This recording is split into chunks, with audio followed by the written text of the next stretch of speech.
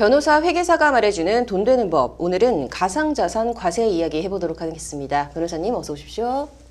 네, 회계사님 어서 오십시오. 네, 지금 내년부터 이제 가상자산 과세가 이제 시작이 되는데 먼저 가상자산에 대한 과세 체계가 기타 소득으로 입법이 됐다고 해요. 이거 혹시 어떤 내용인지 먼저 말씀 부탁드릴게요. 네, 내년부터 시행되는 가상자산 관련 세법 개정안에 따르면 가상자산을 양도나 대여함으로써 발생하는 소득에 대해서 과세하도록 하고 있습니다. 다만 유의하실 것은 또 가상자산이 그 범위입니다. 네. 소득세법은 이제 특정금융정보법 제2조 3호에서 규정하는 가상자산의 개념을 그대로 채용하고 있지만 소득세법의 그 목적과 특정금융정보법의 내용이 조금 다르다는 것을 좀 주의하실 필요가 있습니다. 특정금융정보법은 테러자금 조달이나 테러자금이 사용되는 것을 방지하는 것에 좀 초점이 맞춰져 있습니다. 그에 비해서 그 소득세법 같은 경우에는 소득에 대한 적절한 과세에 대해서 초점을 맞추고 있습니다.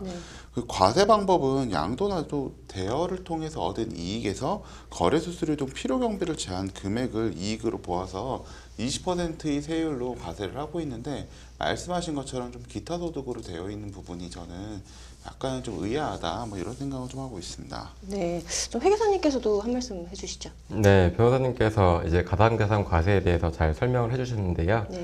일단 가상자산 과세의 경우에는 연 1회 신고 및 납부를 하게 되어 있습니다. 그 1년 동안 이제 발생한 이 가상자산에 대한 250만 원의 소득금액에 대해서 이제 그 이하로는 비과세 혜택을 누릴 수 있고요. 그 이상에 대해서는 방금 말씀하신 것과 같이 20%의 기타 소득으로 과세가 되게 됩니다. 가상자산 과세는 이제 과세 기간 내에 이제 손익통산을 허용하는 이제 그 기준이 있는데요. 그 만약에 이제 A라는 가상자산에 대해서 뭐 1,000만 원의 이제 소득을 얻었고 차익을 얻었고 그리고 B라는 가상자산에 대해서 800만 원의 손실을 받았다. 그러면은 이제 손익통산이란 이제 상계가 허용되는 부분이기 때문에 200만 원이라는 이제 소득이 발생하게 되고 결국에는 250만 원 이하이기 때문에 비과세 혜택을 누릴 수 있습니다. 네, 역시 세금은 좀 이 소득을 얼마나 하느냐에 따라서 좀 달라지는 것 같은데 세법상의 이 소득에도 여러 종류가 있다고 좀 들었거든요. 혹시 이 가상자산 거래로 인한 소득은 좀 어떤 소득으로 볼 수 있을까요? 일단은 그 소득에 대해서는 법인과 개인이라는 이제 크게 이제 두 가지 틀의 범위 내에서 과세가 이루어지는데요.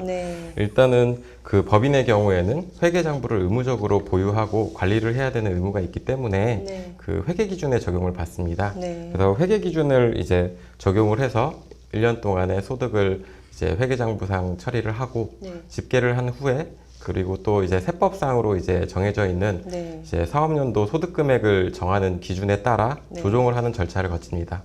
여기에서 이제 발생하는 뭐 비과세 소득이라든지 뭐 과거에 발생한 결손금 등을 공제를 하고 이제 그에 따른 과세 표준이 이제 산정이 되는데요. 이 과세 표준에 이제 법인세는 2억 이하인 경우에는 이제 10%의 단일 세율을 적용하고 2억 초과는 이제 22%의 이제 세율을 적용을 하여 과세가 되게 됩니다. 방금 이제 차 변호사님께서 말씀하신 이제 기타 소득으로 처리되어 20%가 과세된다라는 게 이제 일맥상통한다고 보시면 됩니다. 그리고 이제 개인 같은 경우에는 이제 종합소득이라고 해서 그 종합소득에 포함되는 기타 소득으로 구분되는데 우선 일단 개인의 과세 체계는 종합소득과 양도소득 그리고 퇴직소득으로 이제 크게 구분이 됩니다. 여기서 이제 뭐 양도소득 같은 경우에는 이제 많이들 지금 가장 핫한 부동산 이슈를 보면 알듯이 모든 사람들이 대부분 이제 알고 있는 그 큰 양도소득이고 그리고 이제 회사에 장기간 근속을 하다가 이제 퇴직을 하게 됐을 때 발생하는 퇴직소득이 이제 크게 분리과세로 구분이 되어집니다. 이제 그 이외에 발생하는 소득이 이제 종합소득이라는 이제 개념으로 이제 모두 합산과세가 되는데요.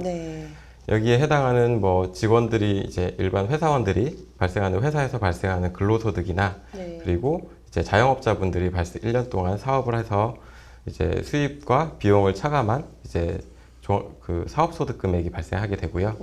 그리고 뭐 주식을 취득을 통해서 발생하는 이제 배당소득 그리고 이제 은행에서 발생하는 이제 이자를 이제 소득으로 이제 얻게 되는데요. 이제 뭐 배당이나 이자는 뭐 연에 2천만 원까지는 이제 분리과세 혜택을 적용을 받을 수 있고 그 금액을 초과하게 되면 이제 종합과세로 이제 모두 산입하게 됩니다. 네. 그래서 이렇게 소득들이 이제 뭐 사업소득이나 네. 근로소득 그리고 이제 뭐 기타 소득 마찬가지로 기타 소득은 이제 연에 300만 원을 네. 초과하게 되는 경우에 네. 이제 그 종합소득으로 분류가 되는데요. 네. 이제 기타 소득도 이제 안에 세부적으로 이제 내용을 들여다 보면 결국에는 이제 그 분리과세가 되는 기타 소득이 있고 네. 종합과세가 되는 기타 소득이 있습니다. 그래서 네. 이런 내용들은 이제 조금 내용이 복잡할 수 있는데 네. 보통 이제 기타 소득이라는 거는 그 세율 자체가 네. 소득 금액에 대해서 20%를 과세하게 되어 있고 네. 이제 뭐 포상금이나 네. 아니면은 이제 복권 당첨금 네. 이런 것들은 모두 이제 분리과세를 이제 띄게 됩니다. 네. 가상자산도 마찬가지로 가상자산 과세의 경우도 이제 기타 소득으로 구분이 되지만 네. 제 생각에는 이제 뭐 일종의 화폐로 모아서 네. 이제 화폐는 결국에는 이제 복권 당첨이죠. 네. 네, 그렇죠. 복권 당첨되면 저희가 이제 금전으로 네. 이제 뭐 정부나 이제 또는 이제 회사에서 포상금을 받게 되는데 네. 그 포상금에 대해서는 이제 20%의 이제 분리과세를 적용을 해서 네. 단일 과세를 하게 됩니다. 네. 그래서 일단은 종합과세는 이제 이루어지지 않고 네. 이제 기타 소득으로 분리과세가 이루어진다라고 알고 계시면 될 것 같습니다. 이게 좀 종합적으로 지금 말씀을 좀 정리를 해보면 개인과 법인에 따라서 구분이 되고 결국 저 같은 개인인 경우에는 가상자산이 기타 소득으로 지금 포함이 된다는 말씀이신 것 같은데 이거 좀 어떻게 보십니까? 네, 저는 이번에 그 가상자산 과세가 기타 소득으로 좀 분리되는 것은 뭐 물론 가상자산 시장이 그 험난한 유동성을 네. 생각하면 뭐 로또다 뭐 이렇게 네. 생각할 수도 있는데 사실 저는 좀 이게 맞나 싶기는 합니다. 네. 왜냐하면 소득금액 계산 방법을 보면 이제 그 양도했을 때 얻은 이익에서 네. 이제 자기가 그 구매했을 때 그 네. 발생하는 그 비용을 빼고 거기다가 네. 수수료나 뭐 이런 기타 비용을 빼고서 과세하도록 하고 있거든요. 네. 그리고 이러한 방식은 전형적인 그 양도소득세 이종 과세 방식이기도 하고 네. 회계사님께서 말씀하신 것처럼 또 손익통산을 하도록 하고 있는데 네. 이게 우리가 주식 투자를 하게 되면 물론 네. 이제 많은 돈을 투자하지 않게 되면 네. 뭐 자기가 양도세는 받지 않고 뭐 증권거래세 정도 이렇게 납부를 하시게 될 텐데요. 근데 양도소득세까지 내게 되는 분들이 경우에는 또 손익통산을 하고 있습니다. 뭐 이익을 얻은 종목과 손해를 얻은 종목의 그 손익을 합쳐가지고 이제 총 이익이 발생했을 때만 이제 거기에 대해서 과세하도록 하고 있는데 이런 점 보면 이게 완전히 그 양도소득세랑 거의 똑같은데 네. 뭐 구태여 이렇게 막 기타 소득으로 굳이 분리할 필요가 있었나 뭐 네. 이런 생각이 좀 들긴 합니다. 네, 지금 변호사님께서 이거 구태여 지금 기타 소득으로 볼 필요가 있냐라고도 네. 말씀을 해주셨는데 회계사님 입장은 좀 어떠세요? 네, 물론 이제 변호사님 말씀도 충분히 일리가 있다고 생각을 합니다. 네. 왜냐하면 이제 결국에는 그 가상자산에 투자를 하는 이제 개인들이나 뭐 이제 회사의 경우에는 이거를 일종의 뭐 주식이다, 네. 투자다라고 네. 이제 생각을 하시잖아요. 그렇죠. 그러나 이제 지금 현재 가장 이슈가 되고 있는 이 가상자산의 이제 과세 방식은 네. 결국에는 이게 화폐냐 아니면은 이제 주식이냐 네. 이 크게 두 가지의 관점으로 이제 어떻게 그렇죠. 해석을 하냐에 따라서 네. 이제 볼 수 있을 것 같은데요.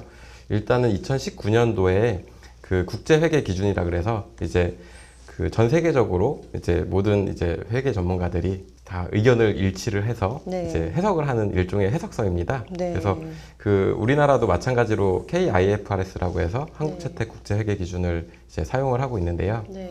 그 2019년도에 발표한 이제 그 해석서에 따르면 네. 이제 가상자산이 이것은 현금성 자산의 기준에도 부합하지 않고 네. 그리고 금융상품에 대한 기준서도 충족하지 않는다. 네. 그렇기 때문에 이거는 무엇이냐라고 봤을 때 네. 결국에는 취득할 때 발생하는 원가는 있기 때문에 이 부분은 이제 영업활동 목적이면 네. 재고다라고 네. 하는 부분도 있고 네. 그리고 재고가 아니라면 이거는 단순한 이제 가상자산이기 때문에 무형자산으로 보아야 한다라고 네. 해서 우리나라에서는 지금 현재 이제 재고나 무형자산으로 이제 안내를 해주고 있습니다. 네. 그러면 결국에 이제 전 세계적으로 네. 이제 많은 이제 전문가들이 모여서 네. 이거는 주식이 아닙니다. 네. 라고 이제 해석을 내렸어요. 네. 근데 이제 뭐 변호사님 말씀처럼 이거는 주식과 동일한 거 아니냐라고 네. 했는데 그러면 결국에는 이제 A라는 이제 전 세계적으로 합의를 봐야 결국에는 네. 이 과세라는 게 이제 글로벌 이제 시장에서도 이제 동일한 기준을 갖고 이제 과세를 하게 되는데 네. 이제 주식으로 보게 된다면 말 그대로 지금 우리나라에 있는 증권시장 아니면 네. 미국에 있는 나스닥 이런 거래소의 시장 간에 이제 그 네트워크가 네. 그 정확하게 이제 다 이제 세팅이 돼야 네. 결국에는 주식으로 볼 수 있을 것 같고요. 네. 그 이전에는 결국에는 이거는 화폐로 네. 볼 가능성이 저는 더 높다고 생각합니다. 네. 결국에는 뭐 100원이라는 돈을 내가 넣었는데 네. 이 100원에 대한 이제 그 자산 가치를 정확하게 산정할 수 없는 거거든요. 네. 저도 이제 저는 뭐 개인적으로는 그 가상자산을 구매하는 거를 이제 일종의 투기라고 이제 생각을 하고 네.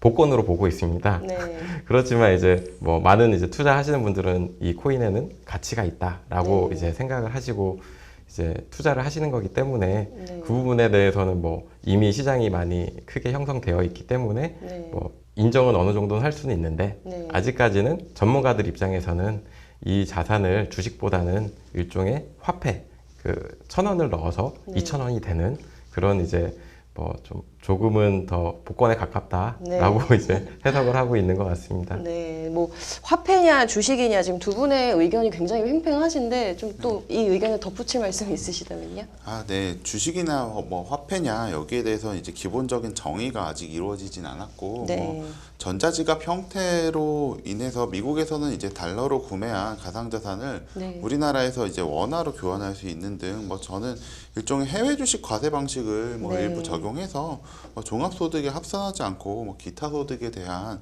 20%의 분리과세를 채택한 것이 아닌가 싶습니다. 그리고 네. 뭐 이제 회계사님께서 뭐 이제 글로벌 기준이다 뭐 이런 말씀 좀 해주시긴 했는데 네. 저는 또 뭐 글로벌 기준은 이제 법인에 대해서는 좀 뭐 타당할 수도 있다. 근데 어차피 네. 법인은 뭐 이거를 기타 소득이라든지 뭐 종합소득으로 나누는 게 아니라 법인세로 그냥 과세 다 하는 거고. 그리고 그렇다면 이제 결국 남는 건 개인인데 네. 개인 같은 경우에는 저는 뭐 개인적으로는 이제 아무래도 가상자산에 대해서 이제 우리 정부가 좀 되게 배타적이지 않습니까? 그래서 네, 이거는 그렇죠. 나는 이게 실질이 뭐든 간에 도저히 뭐 금융자산이나 뭐 화폐로는 인정할 수 없다. 네. 뭐 이런 어떻게 보면 좀 강력한 의지가 네. 담긴 그런 조문이 아닐까 그런 생각을 하고 있습니다. 네. 이게 근데 지금 가상자산 과세 방안과 관련해서 좀 탈세에 취약한 거 아니냐라는 또 지적도 좀 나옵니다. 이거는 좀 어떻게 보십니까?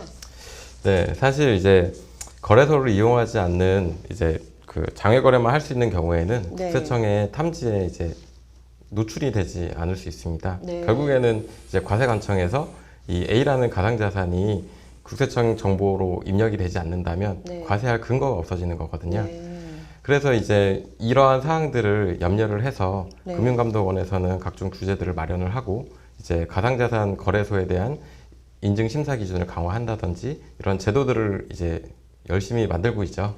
그래서 이러한 문제들이 일단은 개선되는 게 우리나라에서 일단은 선행이 되어야 하고 결국에는 이제 탈세라는 게 지금은 이제 우리나라에서 한 나라에서만 일어나지는 않습니다. 네. 왜냐면은 오히려 더 쉽거든요. 네. 그 국세청 입장에서는 우리나라에서 발생한 거래들은 충분히 거래소 통제를 통해서 네. 이제 체계를 갖춘다면 충분히 이제 과세 가능한 지금 시스템이 구축이 되어 있는데 네. 다만 이제 문제가 생긴다면 이제 해외에 나갔을 때 이제 개인이 전자지갑이라는 형태를 통해서 가상자산을 보유하고 뭐 괌이나 뭐 필리핀 그리고 네. 미국 등에 이제 나가서 그거를 이제 다른 알 수 없는 네. 국세청에 우리나라 국세청에 이제 등록되어 있지 않은 네. 다른 거래소를 통해서 그거를 이제 환전을 했을 때 네. 과연 이 부분에 대해서 이 차익에 대해서 과세를 할 수 있는 것인가라는 이제 당연히 의문점이 있고요. 네.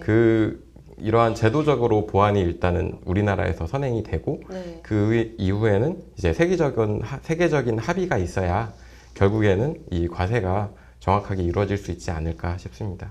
근데 뭐 회계사님께서 말씀하셨듯이 뭐 그런 여러 가지 뭐 한계가 있긴 한데 저는 실무적으로는 개인적으로는 이제 국세청이 결국 자원의 한계가 아닌가 뭐 이런 생각이 듭니다.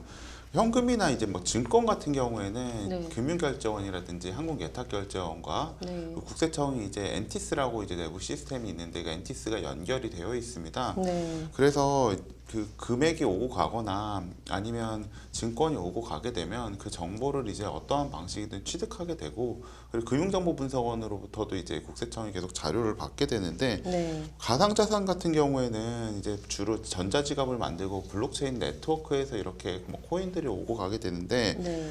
근데 이런 것들에 대해서 이제 국세청이 탐지를 하려면 네. 결국에는 이 가상자산 발행하는 모든 사람들이 만들어 놓은 것과 이제 연동이 돼야 되는데, 네. 현실적으로 뭐 그것을 조문에다가 뭐 연동시켜야 된다 뭐 이렇게 쓸 수도 있지만, 네. 아마 국세청이 원하지 않을 겁니다. 왜냐하면 가상자산 누가 발행하는지도 모르고, 그리고 네. 발행된 코인이 안정적이냐, 뭐 국세청이 엔티스와 연동됐을 때 전상적으로 뭐 돌아갈 수 있냐, 뭐 이런 문제들도 있어서 네. 국세청 입장에서 사실 되게 주요 전산망인데 뭐 상당히 부담스럽고, 보안성 유지를 위해서도 사실 바람직하지 않다 보니까 결국은 뭐 가상자산 과세가 뭐 우리나라 그 국세청 시스템의 뭐 메인으로 볼 수까지는 없어서, 이런 부분에서 이제 직접 연동은 이제 생각하지 않고, 그러다 보니까 아무래도 좀 이제 과세를 제대로 하는데 약간의 뭐 공백은 어느 정도 좀 감수한 것이 아닌가, 뭐 이런 생각은 들긴 합니다. 네, 이제 끝으로 두 분께 이제 모두 공통적인 질문 하나 드리도록 할게요. 가상자산 투자자들 정말 많으시잖아요. 이제 이분들이 좀 유의해야 될 점 뭐가 있을까요? 네, 일단 이제 그 가상자산을 투자하시는 분들이라면 이제 어떻게 내가 신고를 하고 납부를 해야 되는가, 네. 이 과세 체계에 대해서 가장 궁금해하시고 주의하실 필요가 있습니다. 네. 일단은 과세 방식은 거래소에서 원천 징수를 하는 방식이 있고, 그리고 이제 투자자가 그 직접 신고 납부하는 방식 두 가지가 있습니다. 네. 이제 우리나라에서는 이제 소득세법상, 국내 이제 소득세법상 이제 비거주자에 해당하거나 네. 아니면 외국 법인인 경우에는 이제 원천 징수를 이제 거래소에서 이제 진행을 해서 신고를 하기 때문에 별다른 개인이 조치를 할 필요는 없고요. 네. 다만 이제 내국인 같은 경우에는 직접 신고 납부를 해야 하는 의무가 있기 때문에 네. 각별히 주의를 할 필요가 있을 것 같습니다. 네, 변호사님도 말씀해 주시죠. 네, 저는 결국 투자자들이 이제 직접 신고하시는 분들이 아무래도 국내에 많을 텐데요. 네. 뭐 이런 분들 같은 경우에는 이제 취득 가격과 그 다음에 올해 말 가격 중에 이제 더 높은 가격을 취득 원가로 계산을 해주니까 네. 정확하게 좀 한정을 해서 신고를 하시고, 아마 올해는 이 가상자산 신고가 잘못돼서 이제 아무래도 혼란이 조금 있을 것 네. 같습니다. 처음 시행되는 제도이기 때문에 네. 이제 이러한 점들 좀 유의하셔야 될 것 같습니다. 네. 이제 내년부터 시행되는 이 가상자산 과세 좀 꼼꼼히 저도 좀 준비를 해봐야겠네요. 오늘 잘 들었습니다.